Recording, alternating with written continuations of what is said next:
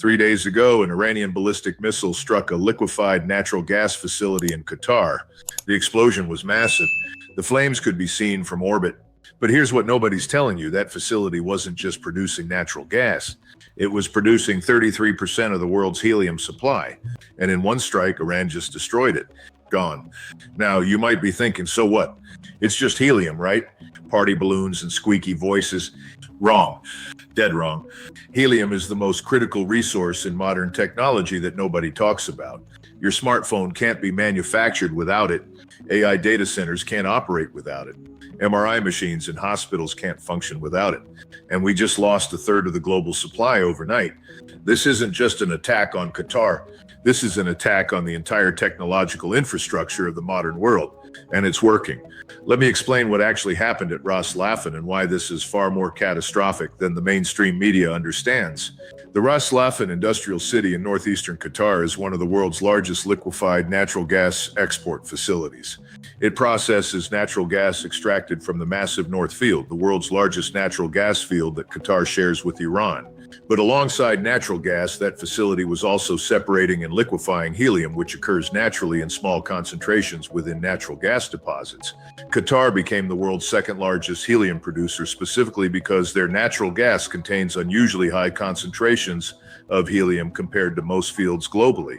The Ras Laffan facility had specialized cryogenic separation equipment that could extract helium from the natural gas stream, purify it to industrial grade, and liquefy it for export.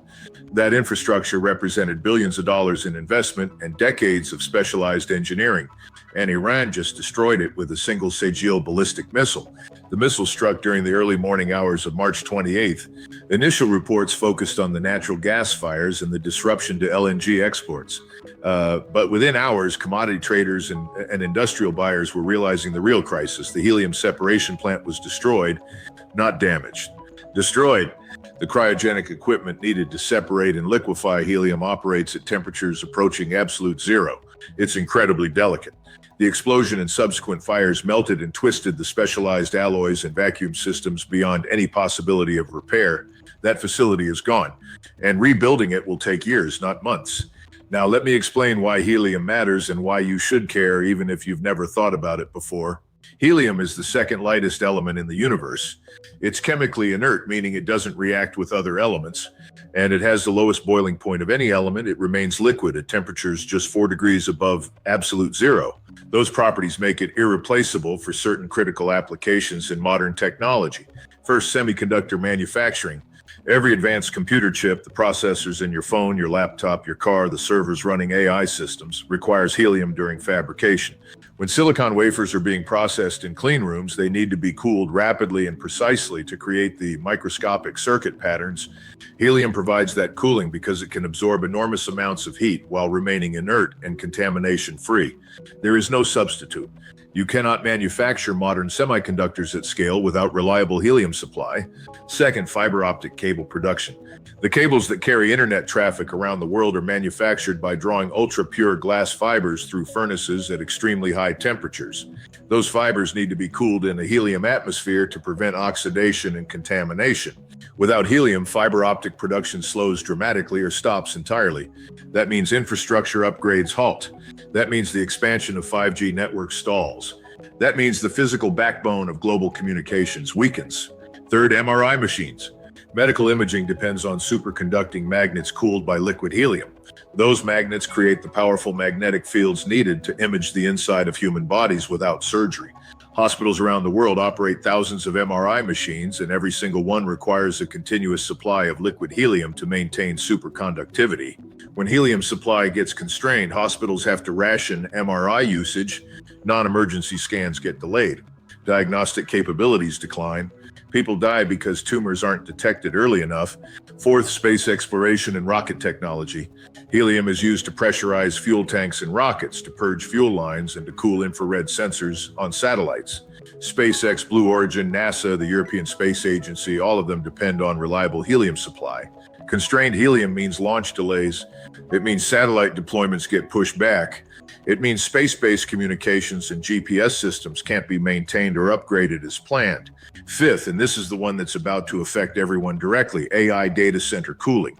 The massive data centers running ChatGPT, Claude, Google's AI systems, Microsoft's cloud services, they generate enormous heat from billions of calculations per second. Advanced cooling systems use liquid helium to remove that heat efficiently. Without adequate helium, those data centers have to throttle operations or risk hardware damage. That means slower AI response times. That means service outages. That means the entire AI revolution that's transforming industries could slow to a crawl. Now understand the supply situation. Helium is relatively rare on Earth because it's light enough to escape into space. Most helium we use comes from natural gas fields where it's been trapped underground for millions of years. The United States used to be the dominant producer, extracting helium from fields in Texas, Oklahoma, and Kansas. But those reserves are depleting. Many fields have been shut down as economically unviable. The U.S. now imports significant amounts of helium despite having been the historical supplier to the world. Qatar became critical precisely because their natural gas fields contain unusually high helium concentrations, and they invested in the infrastructure to extract it at scale. Russia also produces helium, but their supply goes primarily to domestic use and to China. Algeria has some production. Australia is developing new sources, but none of these can quickly replace 33% of global supply.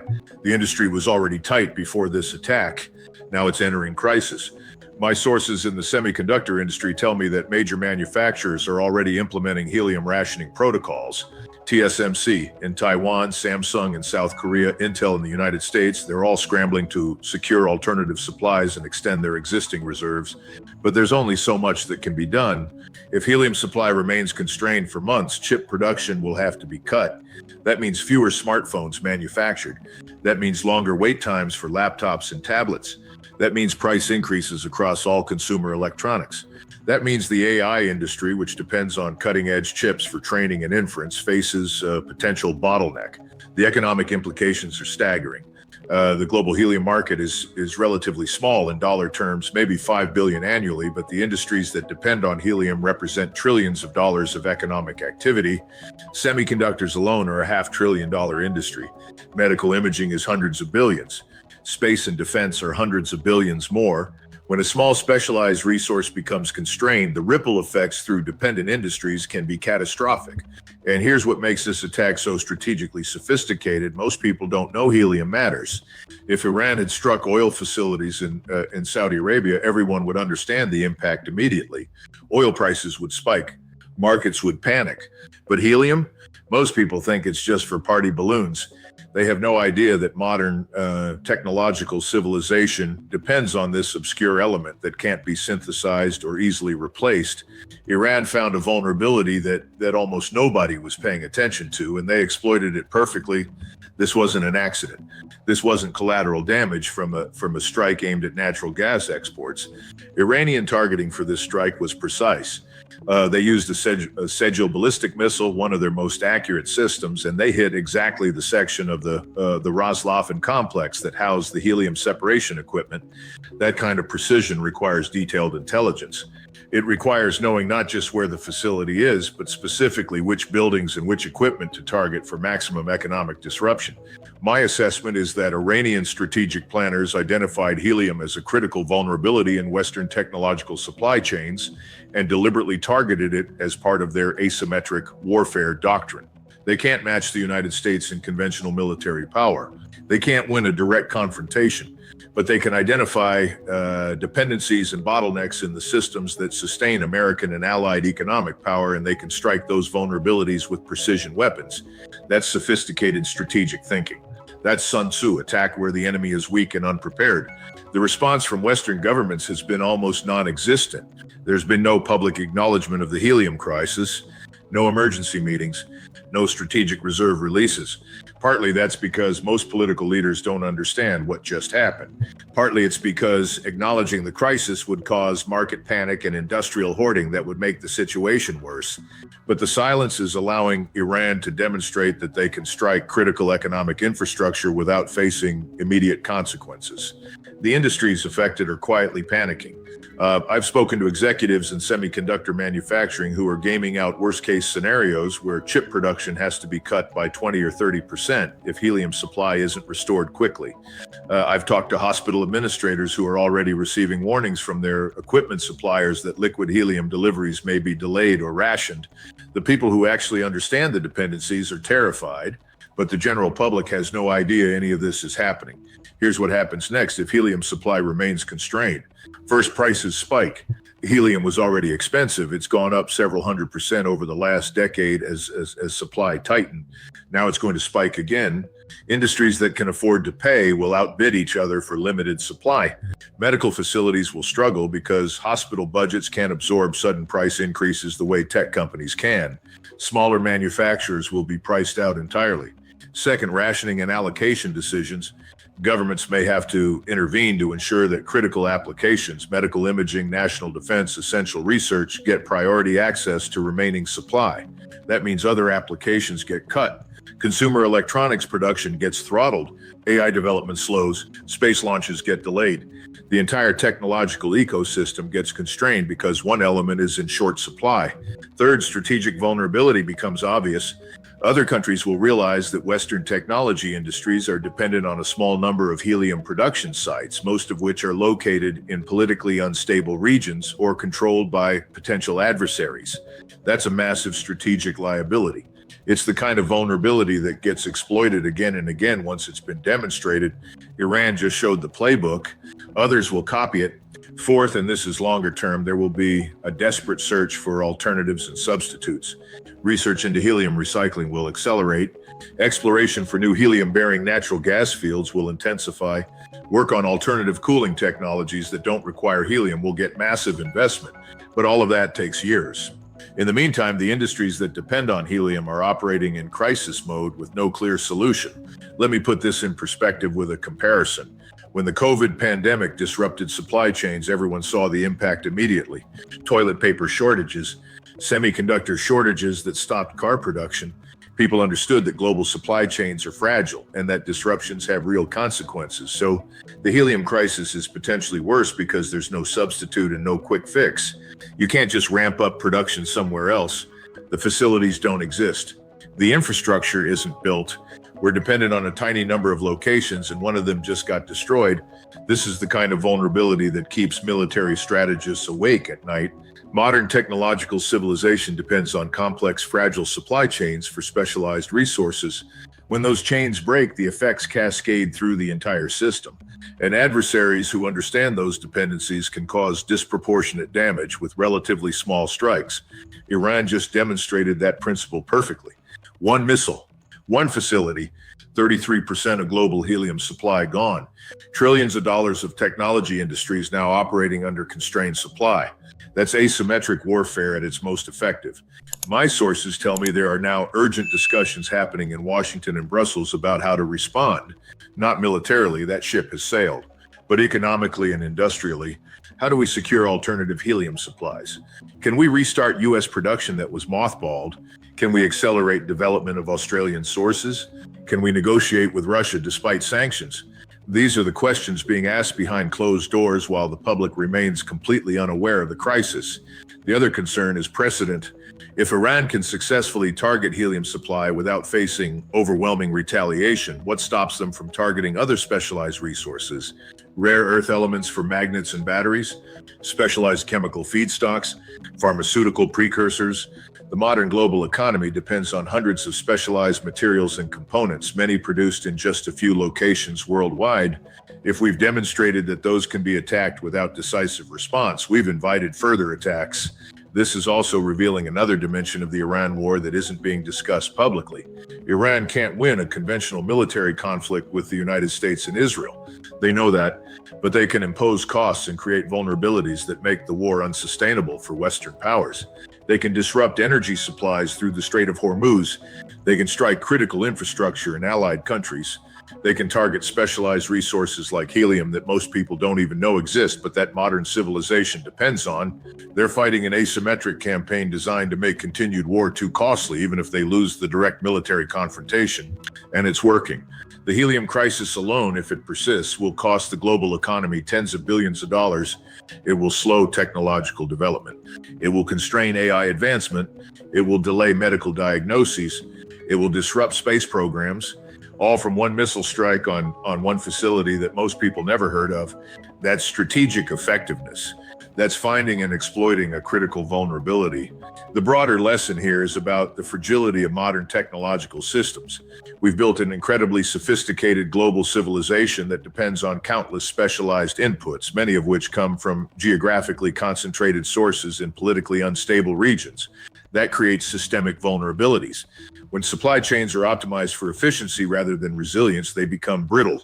One disruption, a missile strike, a natural disaster, a political crisis can cascade through the entire system. Helium is just one example. There are dozens of other materials and resources with similar characteristics. Concentrated production, no easy substitutes, critical for multiple industries. If adversaries start systematically targeting those vulnerabilities, the entire structure of global trade and technology development could fragment. We could enter an era where securing supply chains becomes as important as military superiority, where economic warfare through resource denial becomes the primary tool of geopolitical competition. That's the world Iran just revealed to us, not through some grand strategic announcement, but through a single, precisely targeted missile strike that destroyed a facility most people don't know exists and eliminated a resource most people don't know matters. This is 21st century warfare. This is how modern conflicts will be fought. Not with armies occupying territory, but with precision strikes on critical nodes in the systems that sustain technological civilization. And we just lost the first major battle in a war most people don't even know we're fighting. Let me break down the specific industries that are about to feel the impact of this helium crisis, because understanding the cascading effects reveals just how catastrophic this strike actually is. Start with your smartphone.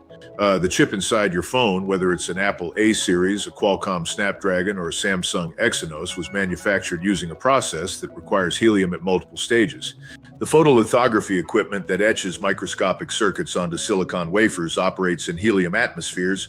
The plasma etching systems that remove layers of material use helium as a carrier gas. The ion implanters that dope silicon with specific elements to create transistors require helium for beam focusing. TSMC, the Taiwanese company that manufactures chips for Apple, AMD, Nvidia, and dozens of other tech companies, is the world's most advanced semiconductor producer. They operate fabs in Taiwan, Arizona, and are planning expansion in Europe. Every one of those facilities requires continuous helium supply. My sources tell me TSMC has maybe 3 to 6 months of helium reserves at current production levels. After that, if new supply isn't secured, they'll have to start rationing. That means deciding which customer orders get priority. That means some chip designs don't get manufactured. That means devices that were supposed to launch in late 2026 or early 2027 might be delayed or canceled entirely. Samsung's situation is similar. Their memory chip business, DRAM and NAND flash storage, also depends on helium. Your computer's RAM, your phone's storage, the SSDs and data centers, all manufactured using processes that require helium. If production gets constrained, memory prices spike. That makes computers more expensive. That makes servers more expensive. That makes cloud computing costs rise, which gets passed on to consumers through higher subscription prices for streaming services, productivity apps, AI tools. Intel's situation might be worse because they're in the middle of trying to rebuild American semiconductor manufacturing capability. The Biden administration invested billions in the CHIPS Act to bring chip production back to the United States. Intel's building massive new fabs in Ohio and Arizona specifically to reduce dependence on Asian supply chains. But those fabs require helium just like TSMC and Samsung's facilities do. If helium supply is constrained, those brand new facilities might not be able to operate at full capacity. That means the strategic goal of semiconductor independence gets delayed or fails entirely, which has national security implications. The AI industry is particularly vulnerable. Training large language models, the kind of AI systems that power ChatGPT, Claude, Google's Gemini, requires data centers filled with thousands of specialized GPUs running at full power for weeks or months. Those GPUs generate enormous heat. The cooling systems use liquid helium to remove that heat efficiently, especially in the most advanced facilities. NVIDIA's H100 and B200 chips, which are designed specifically for AI training, operate at such high power densities that conventional cooling isn't sufficient. They need cryogenic cooling systems using helium. If helium supply is constrained, AI companies have to choose: slow down training runs, accept higher failure rates from overheating hardware, or stop developing new models entirely. OpenAI's GPT-5, Anthropic's next Claude model, Google's Gemini Ultra 2.0, all of those development timelines depend on having access to massive compute resources with reliable cooling. The helium crisis could literally slow or stop AI development at exactly the moment when AI was becoming transformative across industries. Medical imaging is where the human cost becomes most immediate and visible. The United States has approximately 13,000 MRI machines in hospitals and diagnostic centers. Each one requires liquid helium to maintain the superconducting magnets at operating temperature. An MRI machine holds about 1,500 liters of liquid helium in its cryogenic system. That helium slowly boils off over time and needs to be replenished periodically, usually every few years for modern machines, but older systems require more frequent refills. My sources in hospital administration tell me medical helium suppliers are already notifying customers that deliveries may be delayed and that prices are increasing. Hospitals that were planning to refill their MRI systems in the next few months are being told to expect wait times. Facilities that operate multiple MRI machines are being advised to prioritize their most critical systems. What does that mean practically? It means non-emergency MRI scans get rescheduled. It means patients with chronic conditions who need regular imaging to monitor disease progression have to wait longer. It means diagnostic delays that could allow cancers to progress from treatable stages to terminal stages. The economic impact on healthcare alone is massive. MRI scans are expensive, typically hundreds to thousands of dollars each. If helium shortages force rationing of MRI capacity, either prices spike even further to ration by cost, or access gets rationed by medical urgency, which means people with non-critical conditions wait indefinitely. Insurance companies will likely push patients towards CT scans or ultrasound instead, but those imaging modalities don't provide the same diagnostic information as MRI. Doctors will be making treatment decisions with less information. Outcomes will worsen. People will die who wouldn't have died if MRI capacity were unlimited. The space industry faces a different but equally serious problem. SpaceX has been launching Starlink satellites at an unprecedented rate, sometimes multiple launches per week. Each Falcon 9 rocket uses helium to pressurize fuel tanks and to purge systems during launch. Blue Origin's New Glenn rocket, which is supposed to begin commercial operations this year, also requires helium for similar functions. NASA's Artemis program for returning to the moon uses helium in multiple systems. The James Webb Space Telescope and other orbital assets require helium for sensor cooling. If helium becomes scarce, launch schedules slip. Satellite constellations that were supposed to expand get frozen at current capacity. That means slower internet in rural areas that depend on Starlink. That means delays in weather forecasting capabilities that depend on new satellites. That means scientific missions to study climate change or asteroids get postponed. The entire space economy, which has been growing explosively over the last decade, suddenly faces a resource constraint nobody anticipated. The fiber optic cable industry is already struggling with the helium shortage. The major manufacturers, Corning, Prysmian, and Fujikura, all use helium in the drawing process where glass fibers are pulled through furnaces at high temperatures. Without helium atmosphere, the fibers oxidize and become unusable. Global demand for fiber optic cable has been surging because of 5G network build-outs, undersea cable projects connecting continents, and data center expansion. Now that growth might stall because the manufacturing process depends on an element that's suddenly in short supply. What does that mean practically? It means telecommunications companies delay network upgrades. It means rural broadband expansion slows. It means countries building digital infrastructure to compete economically find themselves unable to source the physical cables needed. The digital divide, already a major issue, gets worse because the supply chain for the physical infrastructure of the internet is broken. Here's another angle most people haven't considered: scientific research. Universities, national laboratories, government research facilities, they all use helium for cryogenic experiments. Materials science research studying superconductivity requires liquid helium. Particle physics experiments need helium cooling. Space telescope development depends on helium. Nuclear magnetic resonance spectroscopy in chemistry labs uses helium. If research institutions can't get helium, entire fields of scientific research slow down or stop. Discoveries that would have happened in 2027 don't happen until 2029 or 2030 if they happen at all. The pace of scientific progress itself gets throttled. The defense implications are equally serious. The United States military uses helium in reconnaissance satellites, in missile guidance systems, in submarine detection equipment, in advanced radar systems. Every one of those applications depends on continuous helium supply. If supplies are constrained, do we prioritize military applications over civilian? Do we take helium away from hospitals to maintain spy satellites? Those are impossible choices with no good answers. And the fact that an adversary could force us into making those choices reveals a strategic vulnerability that other nations will absolutely exploit if given the chance. Now, let me explain why this crisis isn't going to resolve quickly. Building a helium separation and liquefaction facility takes years and costs billions of dollars. The equipment is highly specialized. The engineering is complex. You can't just throw money at the problem and have new supply come online in months.